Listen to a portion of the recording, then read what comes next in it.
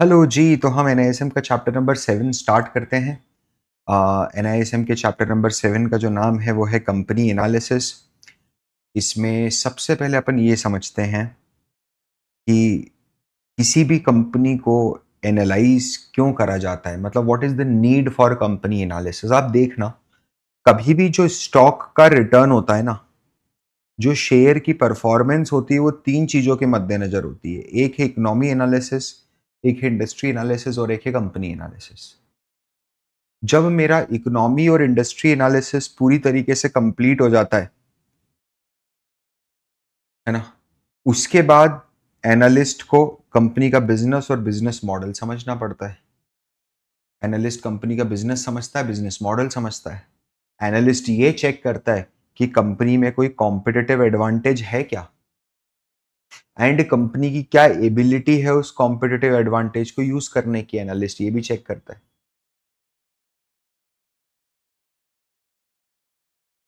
Now understand. इसके अलावा इसके अलावा एनालिस्ट और क्या एग्जामिन करता है? तो एनालिस्ट मैनेजमेंट की क्वालिटी को असेस करता है कि भाई जो लोग कंपनी के बिजनेस को चला रहे हैं, क्या वाकई में वो लोग इस बिजनेस को चलाने लायक भी हैं, है ना। इन लोगों की क्या स्ट्रैटेजी है, क्या इनके पास कंपिटेंसी है, कोई विजन है, क्या इन्होंने जो हिस्टोरिकल परफॉर्मेंस किया है वो कैसा है, टाइम पे आते हैं, इफेक्टिव हैं, अपने काका बाबा को तो फायदा नहीं दे रहे हैं। मेरी बात समझ रहे हो? ये सारी चीजें आप मैनेजमेंट क्वालिटी में चेक करोगे। फिर अपन गवर्नेंस स्ट्रक्चर चेक करते हैं। मालिक कंपनी का कंपनी चला रहा है या कंपनी प्रोफेशनली मैनेज्ड है, डेट से लिया है, इक्विटी से लिया है। आप प्राइसिंग पावर भी चेक करोगे। प्राइसिंग पावर मतलब कंपनी की क्षमता कि वो अपने प्रोडक्ट का प्राइस बढ़ा दे बिना वॉल्यूम लूज करे हुए। That is pricing power. समझना। स्वॉट स्वॉट में अपन देखेंगे strength, weakness, opportunity, threat. Business की क्या की रिस्क है, रेगुलेटरी रिस्क है बिजनेस में, रॉ मटेरियल की रिस्क है, क्या की रिस्क है, जोग्राफिकल रिस्क है, कोई जियो पॉलिटिकल रिस्क है। क्रेडिट रेटिंग देखेंगे। क्रेडिट रेटिंग की क्या हिस्ट्री रही है ना, कंपनी की क्रेडिट रेटिंग कैसी रही है, और ईएसजी वगैरह अगर कुछ है कंपनी में तो वो देखेंगे। यहां पर अपन समझते हैं कि बिजनेस और बिजनेस मॉडल में क्या फर्क है। ध्यान से समझना।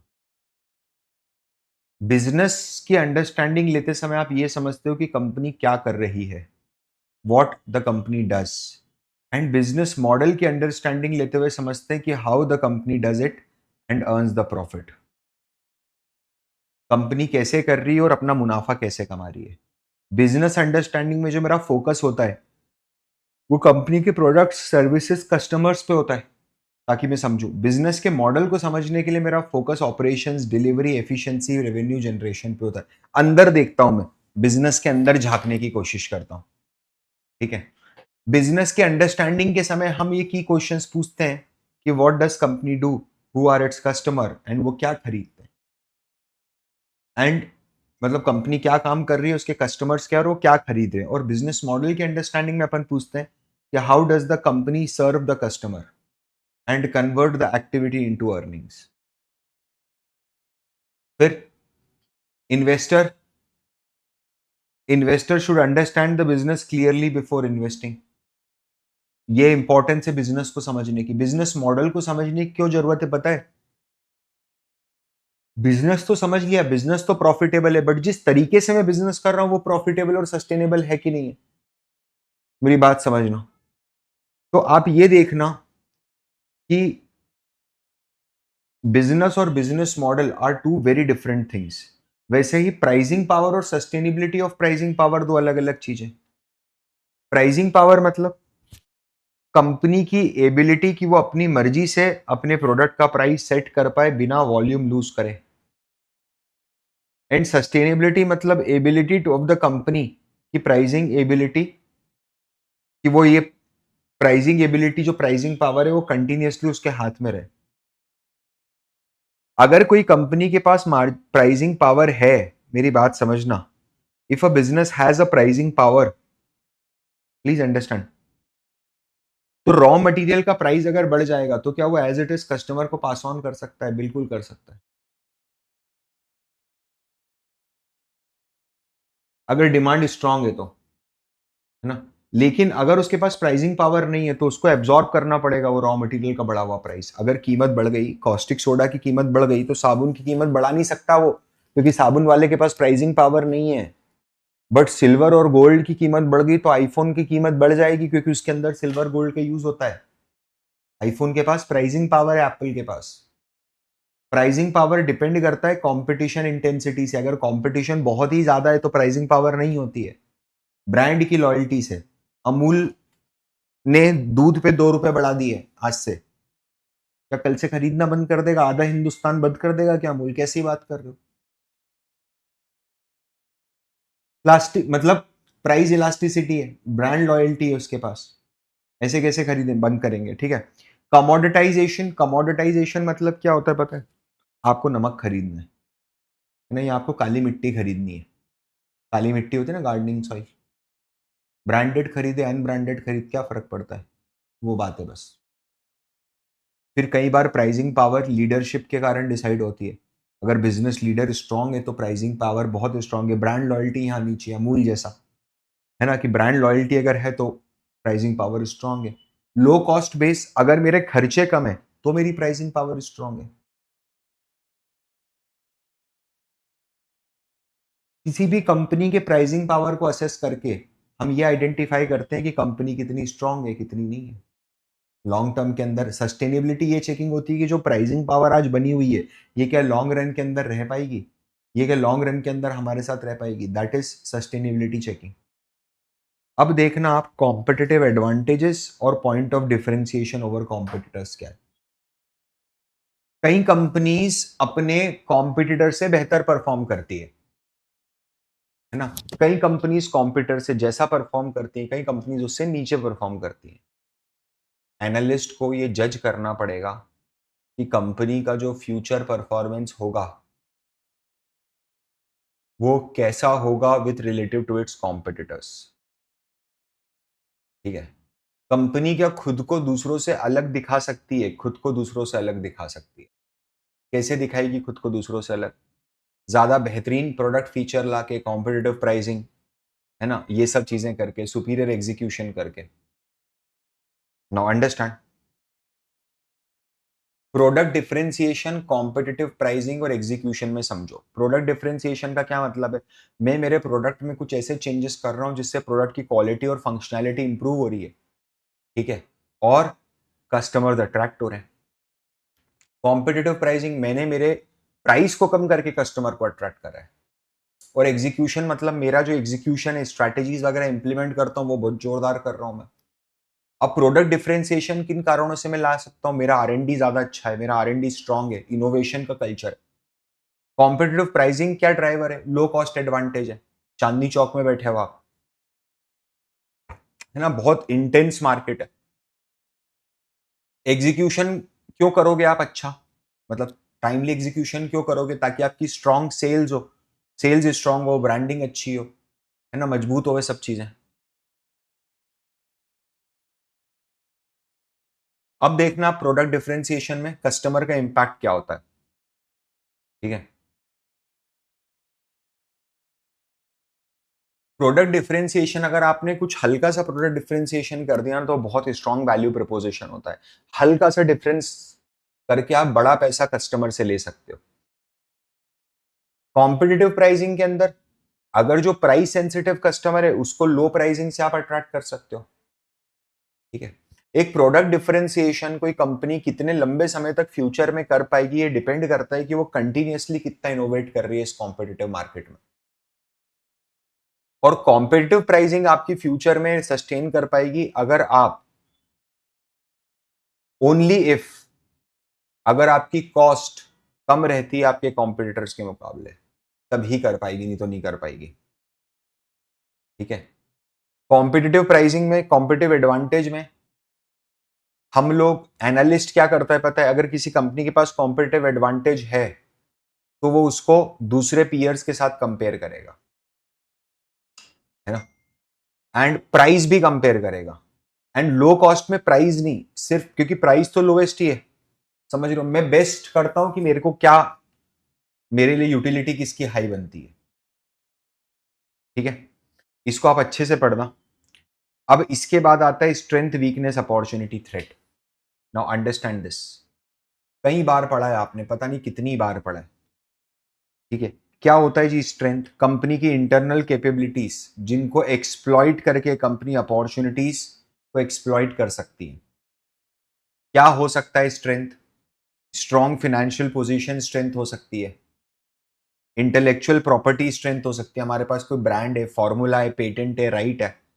कस्टमर कंसंट्रेशन हमारा लो है, ये स्ट्रेंथ हो सकती है, हमारे बहुत सारे कस्टमर्स है, कोई एक चला गया तो फर्क नहीं पड़ेगा। लो कॉस्ट और हाई मार्जिन हो सकता है ना।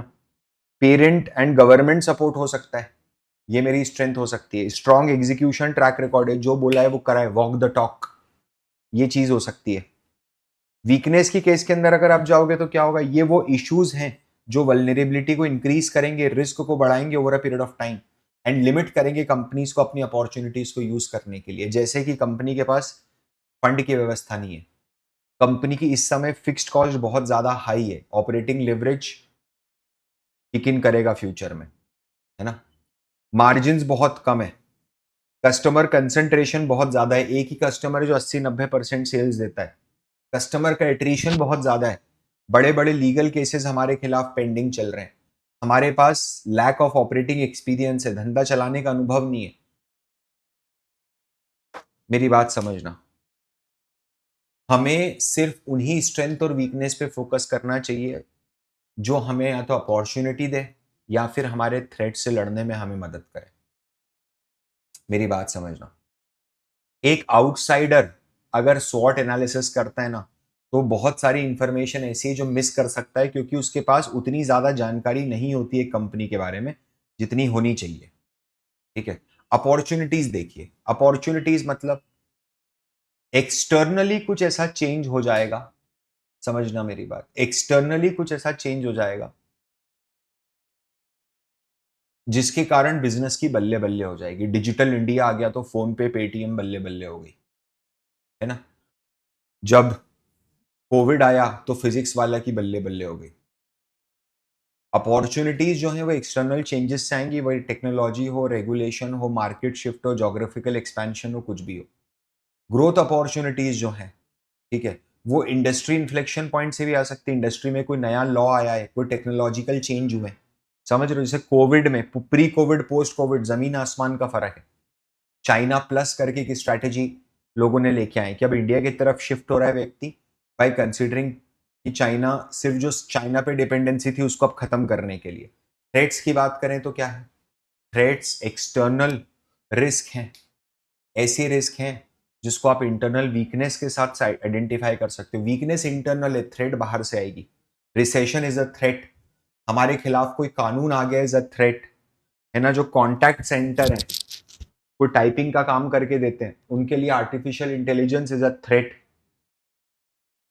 अब अपन बात करते हैं, ठीक है, मतलब बचपन से पढ़ा है आपने, 11th-12th में पढ़ा है स्वॉट एनालिसिस, ऐसा कुछ वो नहीं है, right. Now will talk about quality of management and it's governance structure. इसको आराम से बात करना। आप कभी भी अगर देखोगे ना, तो कोई कंपनी अगर होती है तो उसको ओन कौन करता है? शेयर होल्डर उसका ओनर होता है। लेकिन उसके डे टू डे बिजनेस को कौन रन करता है पता है? डे टू डे बिजनेस को एमडीसीओ रन करते हैं। मैनेजमेंट,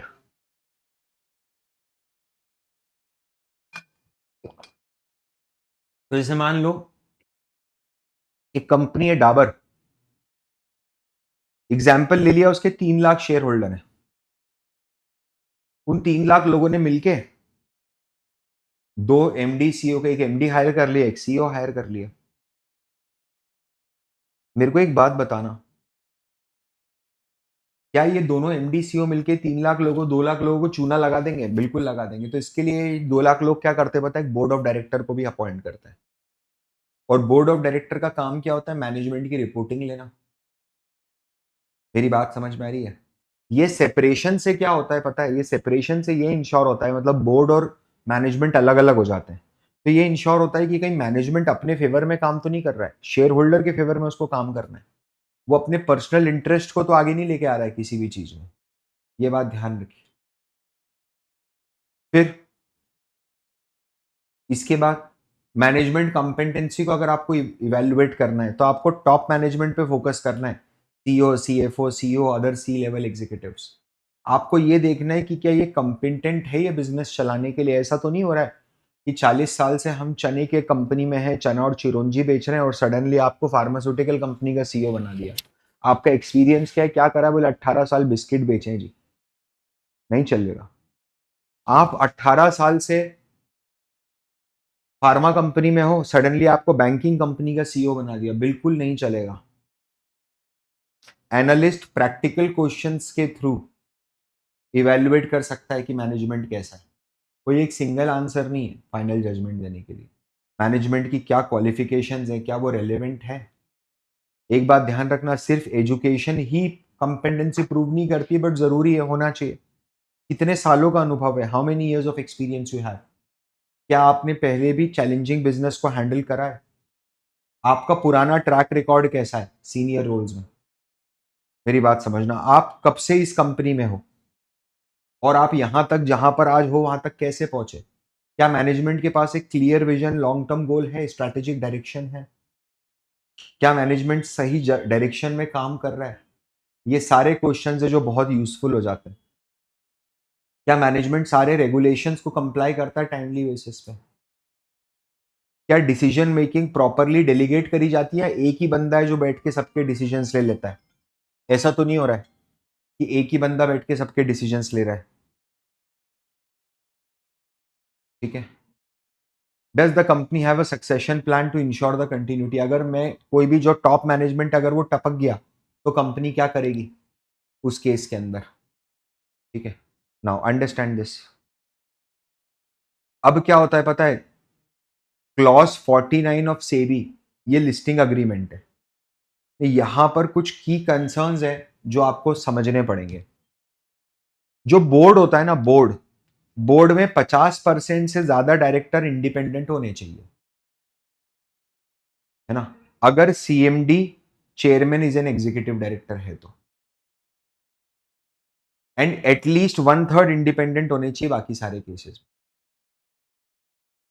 बोर्ड का जो चेयरमैन है और एमडी सीईओ है, ये दोनों अलग अलग लोग होने चाहिए, एक नहीं हो सकते। और स्पेशली सेबी बोलता है कि जो सबसे बड़ी 1000 कंपनीज है उसमें तो अलग अलग होनी चाहिए।